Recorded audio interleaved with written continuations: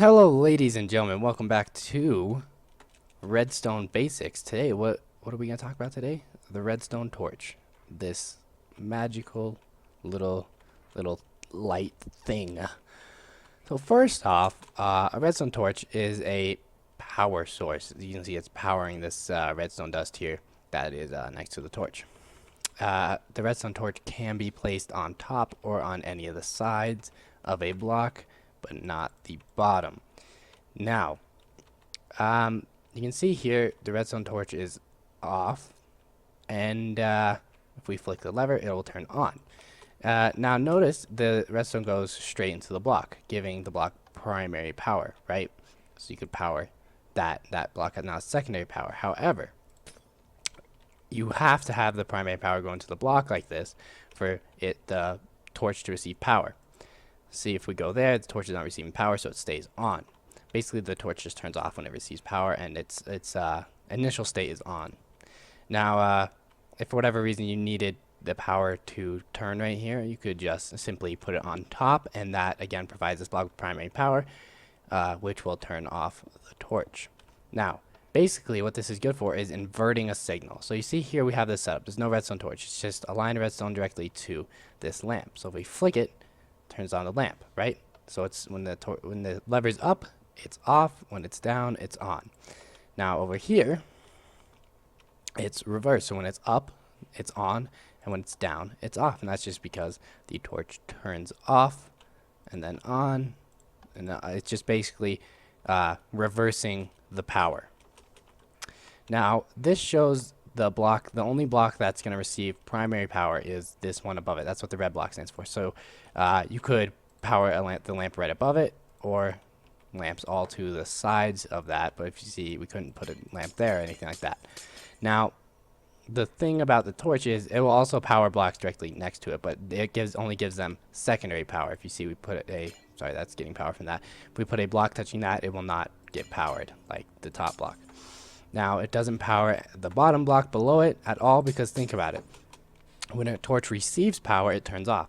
So if it powered the block below it, it just power it and then it turn it itself off, but then back on, then off, then back on. It doesn't make any sense. Now, the way you can power the block under the torch is if you do it like this, and you can see now it's powered with secondary power, as well as all the side ones and the one in front of it. And again, it's only secondary power. Again, the only one that's receiving primary power is the block directly above it. So what you could do is you could, light redstone with that. You could do whatever. Now, because it gives the block primary power right above it, what you can do is actually transmit redstone up. So you see that light's off. We flick the lever, it basically switches all those and it turns on. You can see that again. It kind of just flops them, because you see this is being powered, so the torch is off. And since this block doesn't have power, this torch is on and powering this block, which turns this off. And because this block's not receiving any power, this is on.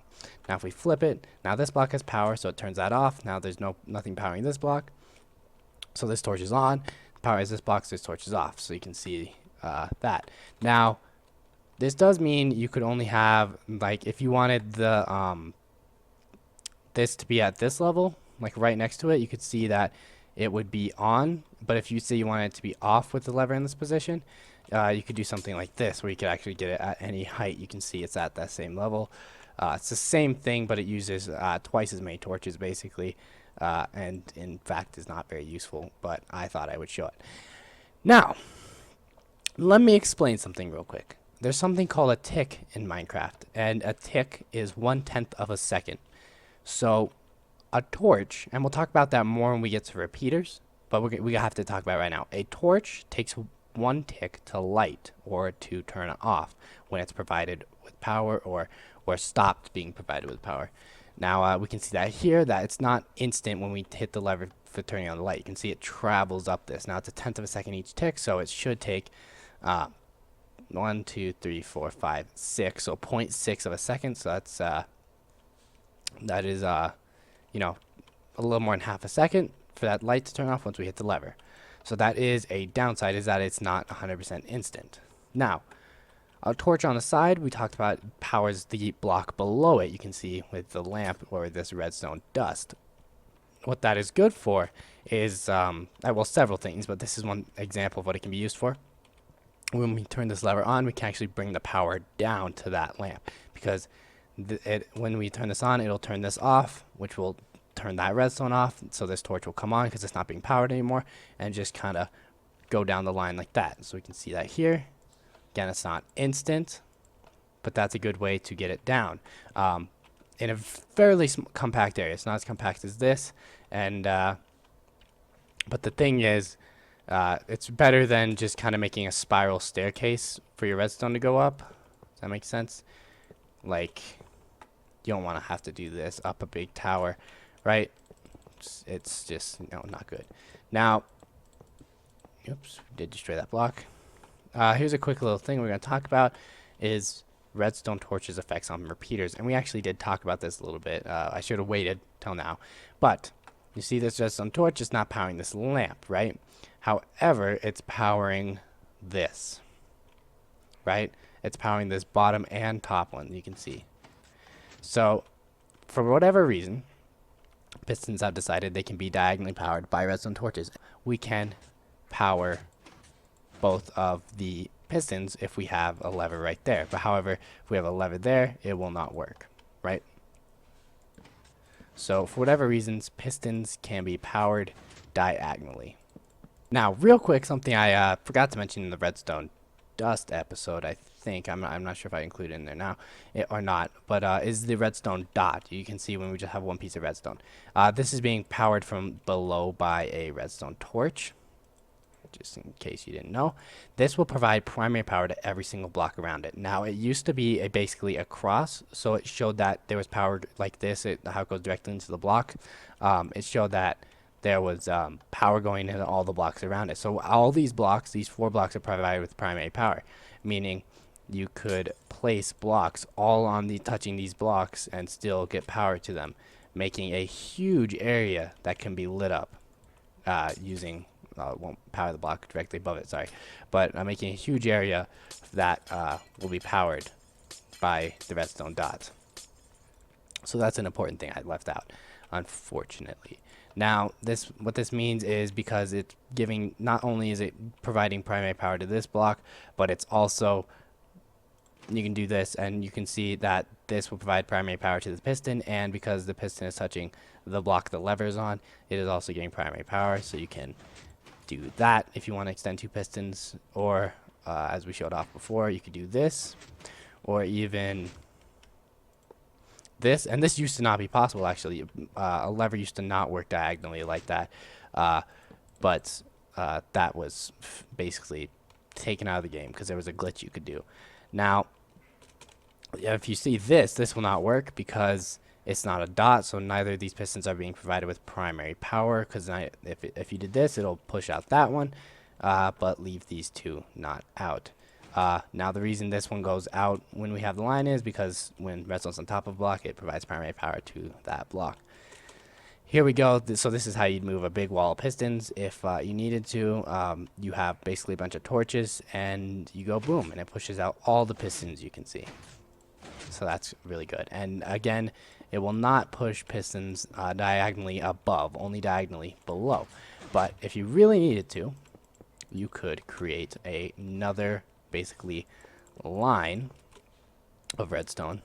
Here, we'll just bring this, bring this up like, sorry about this, like this, and then put more redstone torches there, and then you can see we can actually move that whole wall, and you could infinitely do this. So that's that. Now, one quick thing I would like to point out about the redstone dust that I again did leave out last episode is how you can actually get redstone dust to go up in a fairly small, compact way. And this has not been in the game forever, but it's been in for a while now. We take a half slab. Now, we put the half slab like that, right? That's all fine. Now, if we put another half slab a block above, you can see here, we can actually get it to go up because it's only 1 block away. It's basically the same thing as if we go over here as this, right? It's just going up. It's just attaching, but you can't see it. It cannot go down. But what you can actually do is get the redstone to go up like that, and then we can reach it that way. So you can see it just goes up right there. So that's basically that. I think that's this episode. Next episode, we're going to do repeaters and a little bit else, and then we're going to do logic gates. And that's where we start getting a little bit more in depth into what you can do with redstone, because all of this right now seems very pointless. But for example, I needed a clock. We're not going to teach you how to do this. I'm just trying to show you that redstone is useful with all these basic ideas that it has. I needed a clock that basically you could turn a lever on and it'd flash really fast, and you could turn it off and turn the clock off. And without going to YouTube and finding any things, this is what I came up with. I'm sure there's a much smaller way to achieve the exact same effect. But basically, we have a 2-tick long clock right here, and every 2 ticks, so that's 1/5 of a second, it will flash. And I was using this for a trash can. Basically, I had a dispenser here, not a light, and it went into lava. So here we can see we flick it, and we see it flashing right there. And then we flick it, and it turns it off once again. And here, let me set the time to /time set 0. That was without any looking up on YouTube or anything. That was a completely my own thing. So you have a problem, you want to fix it, you can do that with redstone. Once you learn a little bit more about it and learn how to use it. Now this is something I came up with, which is a little bit smaller, and I guarantee you there is an even smaller way to get the exact same effect. I just haven't looked it up on YouTube because I like doing my own stuff. But this uses the principle of there's a piston right there, and the power will go through here, and yeah, I'm not going to explain it, but it gives the exact same effect. And this, I used a principle I learned from YouTube, but again, my own design. So these are the 2 designs I came up with. This one, no YouTube at all. This one, YouTube for one little thing, basically a part of it. So you can learn, and actually here's the part of it that I took from YouTube. But yeah, once you learn enough about redstone, you can do your own stuff. So I promise this is all vital information. Just keep on watching the videos. Mess around yourself. That's how I come up with most of my redstone ideas. And if I have something I want to solve, like in a survival world, I come into creative, figure out how to make a redstone do what I want, and then carry it over into survival. So don't forget to like the video, subscribe, and this has been All Natural Gaming. I'll see you all later. Bye.